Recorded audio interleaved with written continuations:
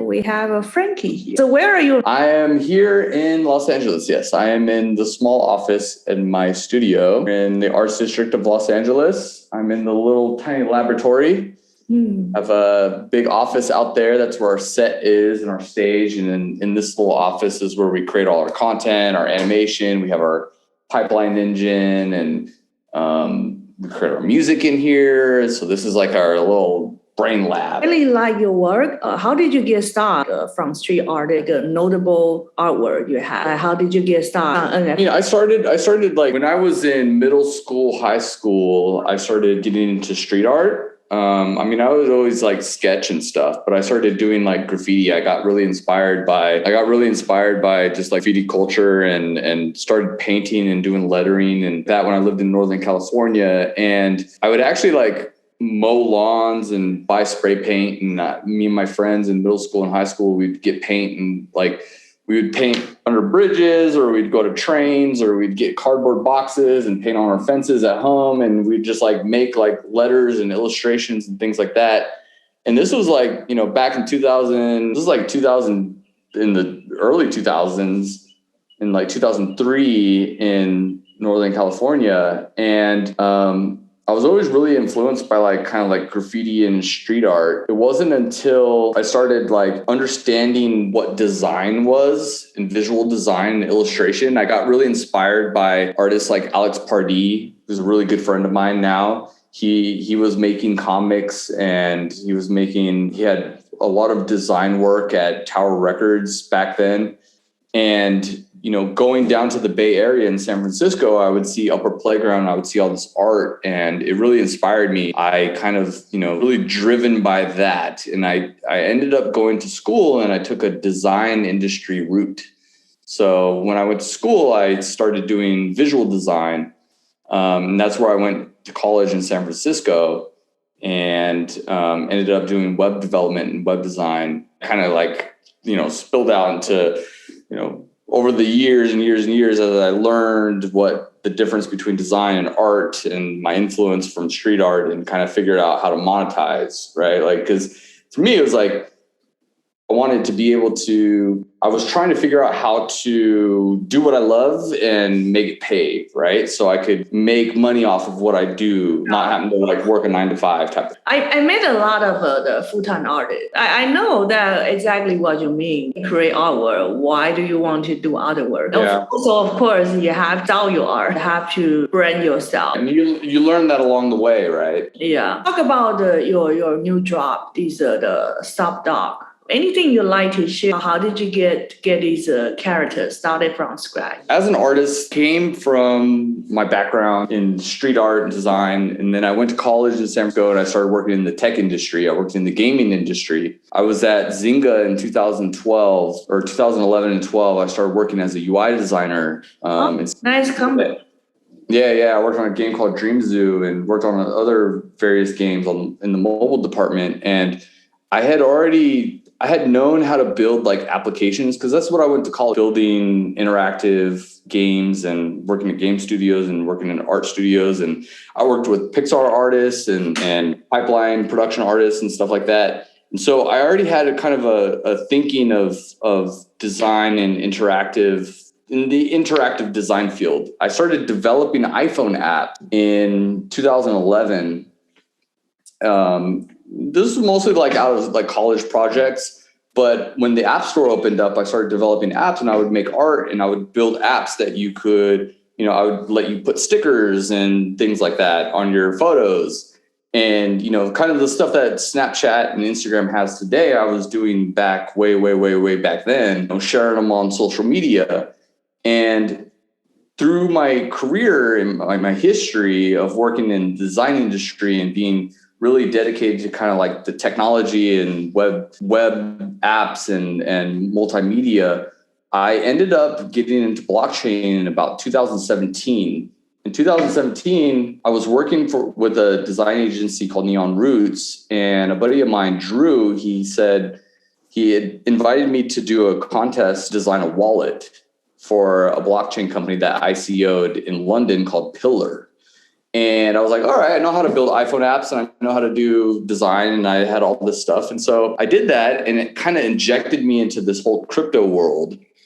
And when I was in London in 2017, CryptoKitties had launched. And when I saw CryptoKitties, I was like, oh, whoa, what? And it kind of like blew my mind. I was like, whoa, wait, there's like cryptocurrency and design mixed together. And so I went through this like whole adventure throughout 2018 and 19, you know, a visual artist, having background in gaming and all of that stuff. I ended up working with Dapper Labs. So I applied in 2018. I think I was right. It was when I believe I was in Berlin, Germany, at ETH Berlin when I applied to work at Dapper Labs, and they hired me. And then, I worked closely with the creative. But the early investor is actually, he's also from Taiwan. NBA Top Shop and also. Yep. Really amazing team, solid guys. I mean, some of the best people I've ever met up there in Vancouver, Mac and those guys, Dieter and I had a chance to work with them, Roham, and did that for about 2 years. And then I moved back to the United States. I ended up in Vegas, and I was working for Dapper Labs. I was doing a lot of like the prototype development stuff. This was after CryptoKitties had launched. I was still minting art as an artist, because in the NFT space, I was starting to mint stuff. So I met Known Origin and the guys over at Super Rare and the founders of OpenSea. So like I had met those guys through, you know, the very early stages. I was working with Dapper Labs. I started making art, and then I was still kind of doing design industry stuff. You know, I was still doing UI design and helping projects. And when I was at Dapper Labs, I worked on NBA Top Shot. I did like the pack design concept work. I did some of the UI. I actually coded some of the web pages. I helped do a lot of the pitch decks for the Dr. Seuss project and the UFC and things like that. Towards the tail end, I was like, I kind of want to like go see what's out there. You know, I wanted to go explore, and I was minting artwork on Known Origin and Super Rare, and you know, Whale Shark had like collected some of my pieces, and then I got in with Jimmy at NFT 42. That led me into working with Gary V on VFriends. So then I worked directly with VFriends, or directly with Gary V, helped him build VFriends as his big collectible project. So I did the UI design there, helped him design his backgrounds, worked with him directly. Gary V he's probably one of the most amazing product manager guys I've ever met. He's very sharp. He nails it every single time. His feedback is on point. That experience was a rodeo. It was really, really crazy. And we had we had to launch it, I think May. It was like May last year is when the date was, but we worked really, really hard on it. We got it out, and then, helped him build that up. And then after that, I was like, what am I going to do now? I can make art. And then I saw, Gary V's project kind of like blew up, and he had his like NFT explosion, and then Bored Apes was out. And, I was in the middle of like, what should I do? Should I make art, or should I create a project or whatever? And one of my co-founders now, who's on my team, he DM'd me and was like, hey, remember that character SupDuck you made? And the character SupDuck I made was like a couple years ago. It was just like a little character cartoon I drew up. And I was like, all right, cool. We'll do it. And so I drew all the art, we generated the project, and then boom. And now all of a sudden I have a company and I'm SupDucks. Nice. Do you want to showcase your SupDuck collections right now? Okay, here's SupDuck. Yeah, this is a SupDuck. These are my ducks. This is my SupDucks. So this is a generative project made up of, I want to say, I don't know, maybe 100, 200 pieces of art. Generative. I did a various pack of backgrounds. You can see when you click on each one, there's 26 different backgrounds, 49 different clothing sets, eyes, hats, mouths, skins. And then there's one-of-ones, which are unique individual pieces that I had created.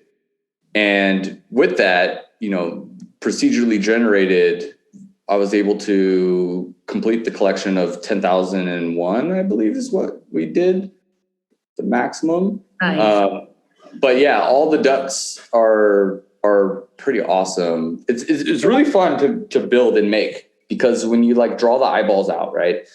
You look at it, and when they pop on their heads, some of them work, some of them don't. Some of them look amazing, some of them good. It's just like I love it. This is a meta duck. You ever seen a meta duck? No. That's a real duck. Oh, okay. and then here's if you look at so yeah, the collection itself is there's a lot of ducks. Yeah. But I did unique it's dope. but the one the best one is the meta duck. That reminds me, there's a story. It's a fairy tale talk about that. There's only one dog looks different from the other dog, but actually, oh really? Yeah, he was not a dog. He was a goose. Okay. Yeah, there's a Picasso duck, a money duck. Yeah, meta duck. Louisiana. Yeah. These are the one of ones. There's a golden duck, and then I made a galactic duck, a space duck, and I made a doodle duck, a guy that's drawn on paper, and I made a Donnie duck because he's got money, and then I made my buddy, I let him make a duck, Columbo duck, and then I made a cardboard duck, and then I made a duck made out of bubble gum right here. So these are the unique one of ones. These are like the single editions. But yeah, I thought it was really, really funny when I made this project. I made the meta duck. It's just like a picture of a duck. A lot of time these days when people they collide a PFP project, they think about they also probably they can do something else besides change their profile. Do you have any collaborative works, or did you can you let the collectors they do something like for the dog? I have, yes, actually. So the Columbo duck specifically, my buddy Joey, he was an artist. I've known him for years. He's a really fantastic artist, J. Columbo. He was a buddy of mine. I was like, hey, you want to make a duck? And so we collaborated and made like a version of, he was able to take my art and make a duck, right? So that was like our first collaborative piece. Beyond that, there's been a few different collaborations. I think like the derivative piece, right? Where people like other artists take my art, or they take the ducks and they make a version of their own. We've done some collaborations, partnerships like that. I think like, we've done a few of those, I think for the most part. So like the initial collection here is nice. Pretty much all my stuff. Yeah. I really like the color. Yeah. They're fun. There's some wacky ones. There's some weirdo. There's some pretty good ones. I like the ones with bubblegum. There's the little lava ones. This guy's cool. Look at that guy. The whole art set collection is really fun to make. I love these characters. Well, I'm going to be making a cartoon. So we're taking SupDucks and we're creating a cartoon. Wow, I'm really looking forward. That's in production right now. It looks amazing, and it's the characters, and I voice one of the characters. I'm having my team also voice some of the characters, and it's based off of the story of kind of my adventure of how I got in the industry and where I grew up and how I came about. And so it's really, really, really cool and exciting. The cartoon is going to be the big thing that I do for this project. But aside from that, we're still building a lot of unique utility and gaming experiences with the SupDucks. There's a lot of stuff coming down the pipeline. We have enlightenment ducks coming. We have toads. We have full website redesign. There's a bunch of stuff coming that we're dropping. We also have our set here in LA in our studio, and we do our YouTube streams. Let me see if I can find one of ours. So we have our full set where we stream. We're making content. We have skits, and we've started introducing like ways for community to add their characters into our props and our sets. So we have like a full production studio that we do with SupDucks here. Basically like making our own TV show. Wow. That's So, really yeah. nice. Yeah. We have our own TV show. It's kind of cool. This Yeah, on our YouTube. This was our NFT LA event, but we have an entire set. We do a full podcast, we do community updates, and then we also like run commercials and contests and things. And we started previewing and demoing our animatic for the cartoon. So we update the community a lot using YouTube.